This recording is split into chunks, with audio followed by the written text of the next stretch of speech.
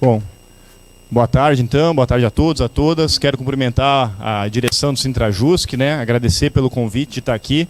E quando o Adailton entrou em contato comigo, ele me colocou uma tarefa meio árdua, né? De falar da importância das greves nas conquistas históricas dos trabalhadores, aí em torno de 15 minutos, né? Então, vou tentar ser aqui bastante telegráfico sobre esse assunto, mas trazendo elementos que eu considero muito importantes para vocês que estão em meio a um processo de mobilização, né, de condução para um enfrentamento em relação a uma disputa orçamentária, porque é disso que se trata de fato, né? Não se trata de falta de orçamento. A gente estuda detalhadamente o orçamento público e entende que a questão orçamentária é uma questão de distribuição orçamentária, né? Como que esse orçamento é distribuído entre as diferentes funções que o Estado exerce e dentro das distintas funções que o Estado exerce, entre aqueles que ocupam a cúpula, né, do serviço público e os trabalhadores que operam as políticas do serviço público. Então é essa desigualdade do orçamento que está em questão. E quando a gente fala em greve, a importância da greve, eu queria tratar basicamente de duas questões. Primeiro, da greve em si, o que constitui a greve, né? No que significa a greve para os trabalhadores. E segundo, da pergunta que o Adailton me fez, qual é a importância das greves nas conquistas históricas dos trabalhadores, né? E eu vou tentar dar conta de fazer essa discussão aqui com vocês bem rapidamente. Bom, em primeiro lugar, eu defendo uma ideia de que a greve, quando ela ocorre, e ninguém fica em greve o tempo inteiro, né? A maior parte do tempo os trabalhadores trabalham, eles entram em greve em determinados momentos e a greve se configura pela paralisação das atividades. Mas não entram em greve por uma escolha, né? Se tem muito disso no discurso dominante, que a greve é uma escolha, é coisa de quem não quer trabalhar.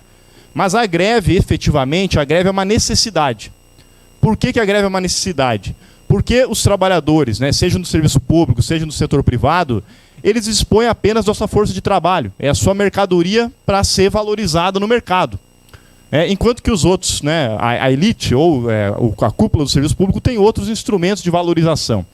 Quando os trabalhadores são atacados, né, quando os seus direitos, quando a estrutura de trabalho vai sendo atacada sistematicamente, como por exemplo no caso brasileiro, que a última década foi a pior década histórica para o serviço público brasileiro, por conta da intensificação da dinâmica da austeridade, que é uma austeridade seletiva, é uma austeridade voltada para atochar, né, apertar o orçamento que vai para os trabalhadores e para o exercício da política pública voltada para a população mais necessitada e se volta de volta para o grande setor, especialmente os grandes setores monopolistas, através de renúncias fiscais, juros da dívida pública e diversos mecanismos de repasse desse orçamento público.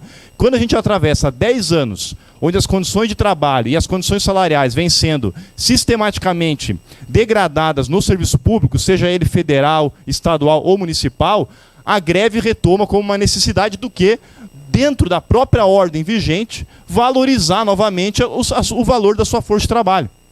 É disso que se trata a greve. A greve não é uma escolha. A greve emerge em momentos onde a depreciação que vai sendo travada em torno do próprio custo de vida, né? Porque uma força de trabalho, ela não é apenas que ela, dependendo da força de trabalho, ela não precisa apenas comer e subsistir. Ela tem que ter um conjunto de outras questões, níveis exigidos de qualificação, níveis de exigência, por exemplo, no trabalho com as novas tecnologias, um conjunto de necessidades que vão sendo colocadas que não vão sendo remuneradas a contento e da mesma maneira que o avanço do regime de metas e todas as formas de precarização que vem sendo travadas no serviço público. Então a greve, seja no serviço público, seja no setor privado, ela emerge como uma necessidade dos trabalhadores dentro da própria ordem burguesa vigente. Tanto é que ela não é contra a lei, a greve é regulamentada.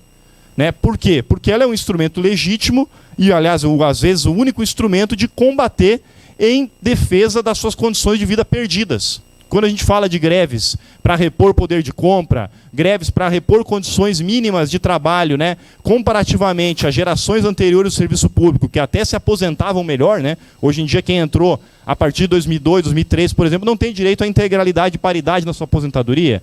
Quem entrou a partir de 2017, hoje se aposenta com o teto do INSS, independentemente de quanto ganhar na ativa. Então esse processo permanente das últimas décadas de degradação das condições salariais e de trabalho do setor público coloca a greve como uma necessidade. A greve, então, portanto, na minha avaliação, não é uma escolha.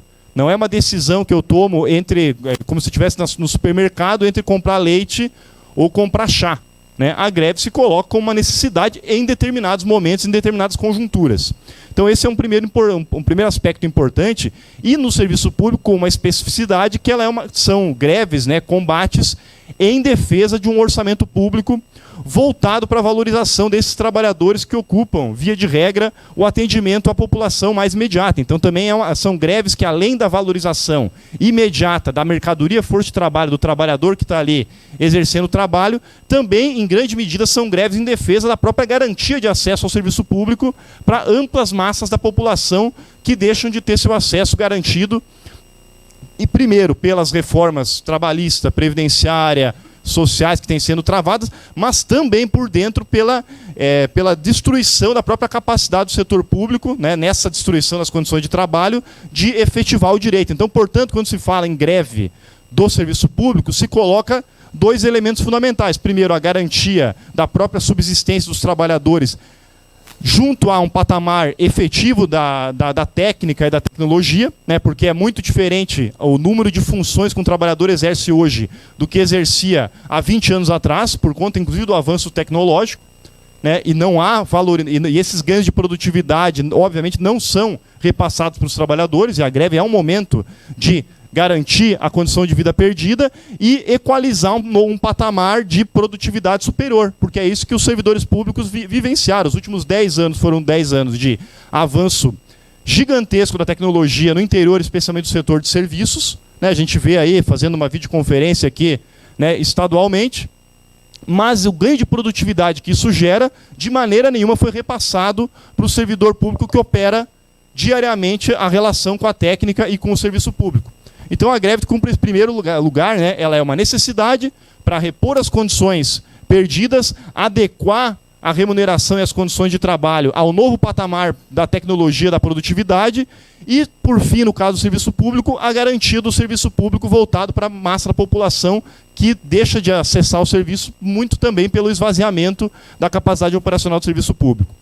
Então esse é um primeiro ponto importante para a gente entender a greve. Greve como necessidade e não como escolha, né? Não como algo que a gente acorda um dia com vontade de fazer greve. Ninguém tem vontade de fazer greve. A greve, às vezes, é uma necessidade imposta pela condição do cotidiano. Segundo, né, e já avançando para concluir, que eu não estou nem calculando aqui o tempo, mas acredito que estou dentro do que foi me passado. Bom, a gente vive então um momento histórico, como eu falei, de uma década no mínimo, mas mais do que isso, desde os anos 90, né, com a ascensão do neoliberalismo, de perdas sucessivas e continuadas de condições de trabalho e de direitos. E quais são os direitos que a gente está perdendo? Né? Se a gente já parou para pensar quais são os direitos que a gente está perdendo, via de regra, direitos como aposentadoria, direitos sociais, direitos trabalhistas e todos os demais. Onde foram conquistados esses direitos? Onde foram conquistados?